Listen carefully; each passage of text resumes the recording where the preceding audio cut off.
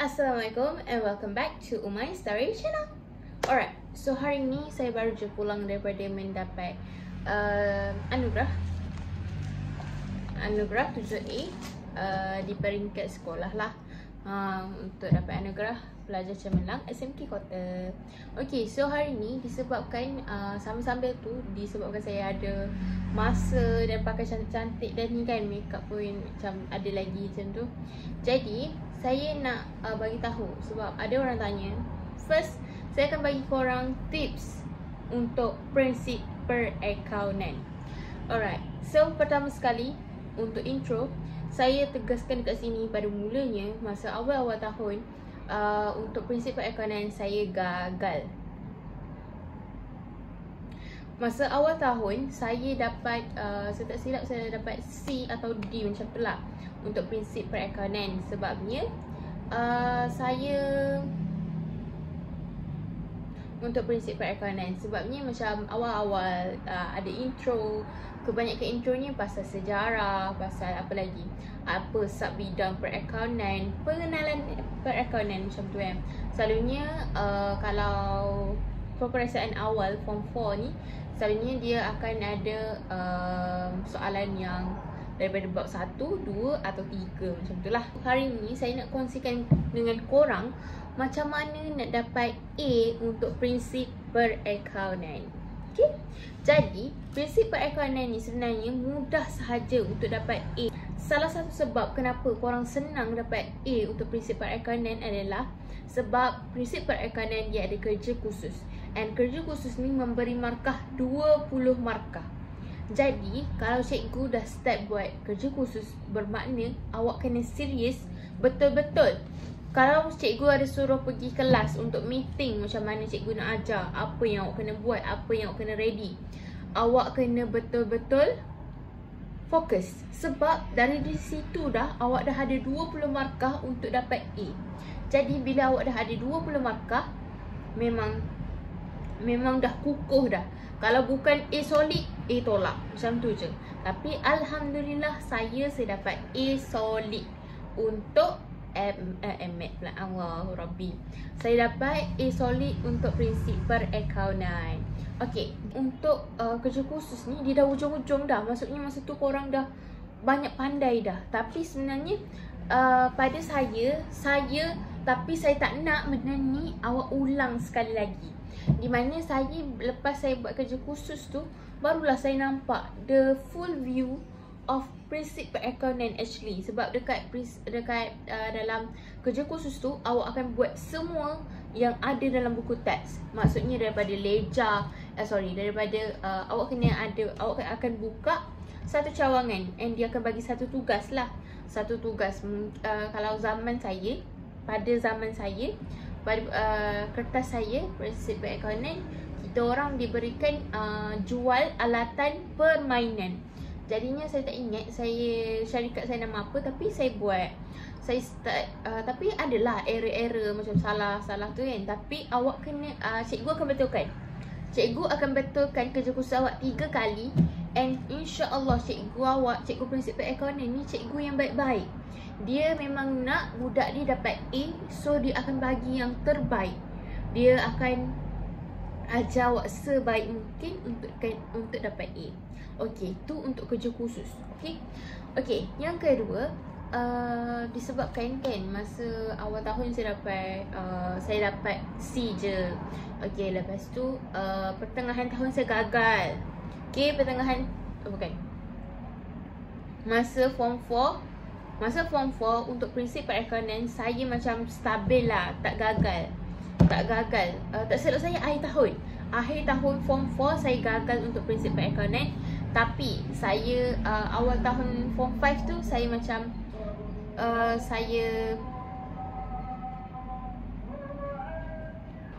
tips yang kedua untuk prinsip perakaunan adalah saya galakkan untuk korang fokus daripada awal.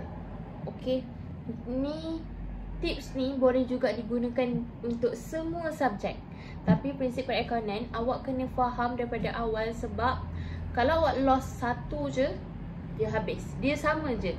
Sebab prinsip perakaunan ni prinsip perekonomian ni dia macam dia main nombor, dia main format. Jadi awak kena ingat format. Contohnya format journal macam mana cara nak buat journal macam tu je soalan dia. Lepas tu macam mana nak apa tu.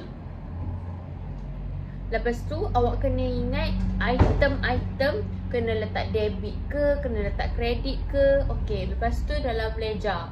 Dalam ledger kalau letak dalam debit dia kena ada tu kan. Dia kena ada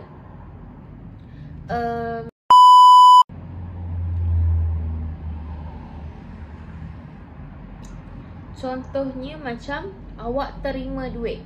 Okey, terima duit tu dibankkan. So debit dia bank, kredit dia apa? Macam tu. Macam tu. Lepas tu okey, yang ketiga ni adalah tips daripada saya sendiri sebagai seorang pelajar yang slow learner, tapi usaha tu kena tinggi.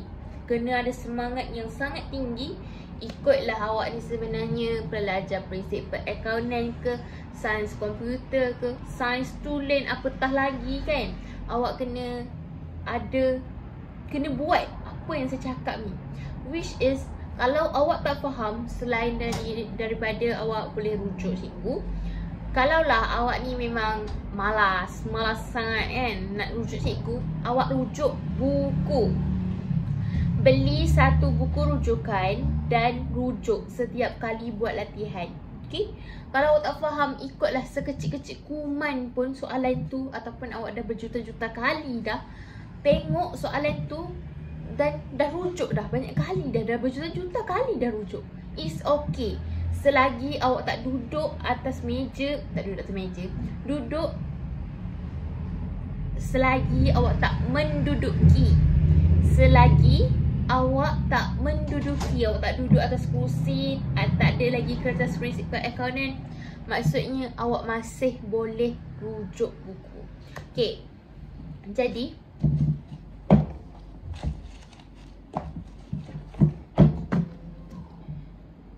untuk tips ni, saya tak sekadar macam share sahaja, tapi saya belajar yang daripada G naik kepada C dan A last tu memang saya gunakan tips ni je. Di mana masa saya periksa pertengahan tahun 2024, saya drop masa awal tahun tu tak silap saya C lagi. Lepas tu pertengahan tahun saya drop gagal. Prinsip perakaunan gagal. Dan dalam kelas saya dalam 2-3 orang je yang gagal. Mestilah kita down kan. Jadi saya ambil langkah selamat. Saya terus grab buku ni, Board SPM. Saya bukan nak promote sebenarnya. Saya more kepada nak suggest supaya adik-adik yang tengah struggle sekarang boleh ubah nasib awak. Okay? So saya pun boleh ubah nasib saya daripada gagal kepada A. Dan kenapa awak tak boleh buat? Okay? Jadi saya grab buku ni dan tengok ni. Disebabkan saya selalu sangat rujuk muka surat ni. Ni soalan tau. Tapi saya selalu sangat rujuk buku sampai kan dah terkoyak, dah macam apa dah buku saya ni, tahu tak? So korang boleh grab buku Board SPM, tidak kira lah untuk subjek apa sekalipun, korang boleh grab. Dan korang kena rujuk setiap kali buat latihan. Sama jugalah untuk apa lagi, matematik, ekonomi. Ekonomi, sejarah ni dia banyak awak kena baca. So buku teks kan dia macam agak tebal. Tapi kalau awak beli buku rujukan ni, dia macam dia susun elok-elok dah. Tapi tak ada masalah pun kalau awak nak berjimat, nak simpan duit untuk gunakan di masa hadapan, masa di Menara Gading. Tak ada masalah. Awak boleh simpan duit dan guna buku teks sahaja. Dan kenalah guna buku teks secara sebaik mungkin. Okay? So, tu tips daripada saya. And good luck. Bye-bye.